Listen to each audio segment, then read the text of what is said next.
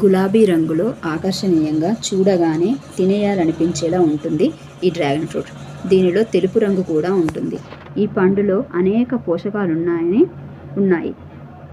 ఆ వివరాలేంటో ఇప్పుడు తెలుసుకుందాం. ఈ డ్రాగన్ ఫ్రూట్లో ఫైబర్ అనేది చాలా అధికంగా ఉంటుంది. ఈ పీచు వల్ల మన జీర్ణ వ్యవస్థ పనితీరు మెరుగుపడుతుంది. గ్యాసు, అసిడిటీ, కడుపుబ్బరం, వికారం వంటివి తగ్గుతాయి.